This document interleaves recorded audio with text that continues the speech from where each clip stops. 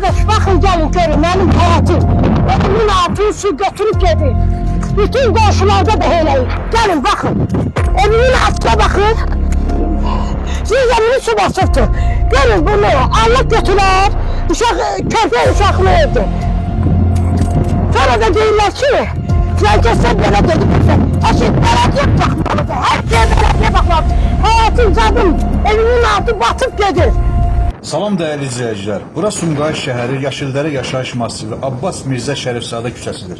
Keçən gecə Sumqayıt şəhərinə yağan güclü yağış bu yaşayış massivinin yollarını iflis vəziyyətinə salıb. Bu yaşayış massivində yaşayan sakinlər kanalımıza müraciət edərək bildiriblər ki, yaşadıkları evlərin zirzəmilərini su basıb. Kardeş bakın gelin görün benim hayatım. Evimin altını su götürüp gelir.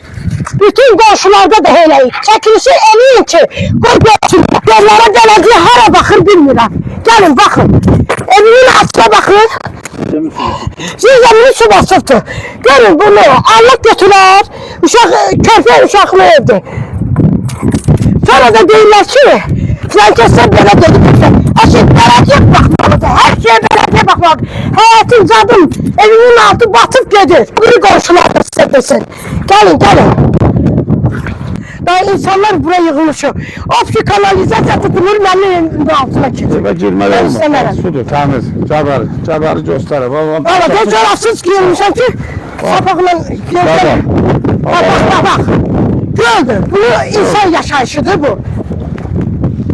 Kanalizasyalar, cabra kanalizasyon gösterir. Çekirler. Doludur. Değil sen. Hava kanalizasyon doludur. Hamısı evin altına. Kanalizasyon. Belediye kime değil derdimizi? Kime? Belediye görmüyor özü. Yollar ne gündedir. Hiç kim gelip yoklamır. Zirzəmi də şurada qonşunun həyəti də zirzəmisi də o üstədir. Bunlar da haykədir. Hamısı belə yalnız bu ana liniyanın qapadan açmalıdırlar, əlac eləmədilər. Dayanmasın, geçsin, tutar getdi. Aidiyyəti təşkilatda bu işlə məşğul olmalı. Görsən həyatı.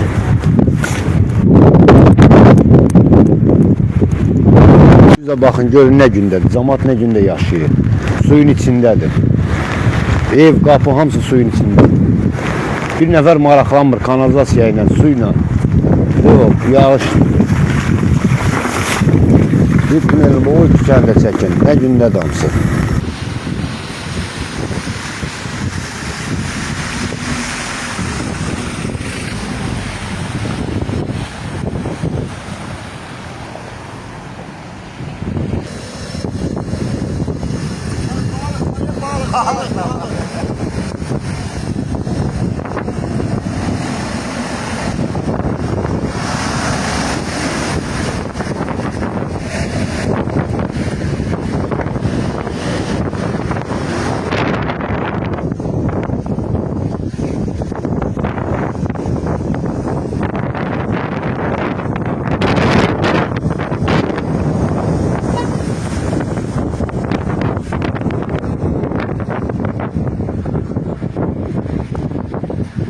Buyurun bakın.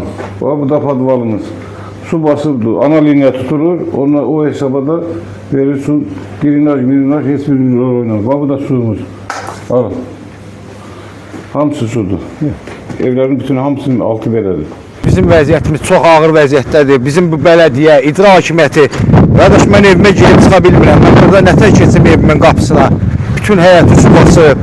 Bütün qapı orada. Mən sapaşqı ilə gedim. Uşaqlarımı göndərə bilmirəm. Bu çox çətindir vəziyyət. Bu tuneldən keçən bütün xəttə kanalizasiya sistemi bizdə heç səs çəkilmir. Nətər olacaq bu işlərin axırı? Vəziyyət çox pisdir. Hər yeri su basıb. Uşağı göndərmək olmur. Tunelin ağzından keçə bilmir.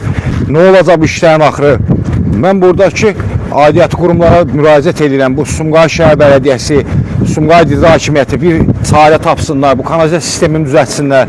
Bu işlərin axırı nətər olacaq? Biz uşaqlarımızı hər yağış yağanda evdə saxlayacaq, məktəbə göndərə bilmirik. Bir xəstə olanda çıxıb qaça bilmirik buradan.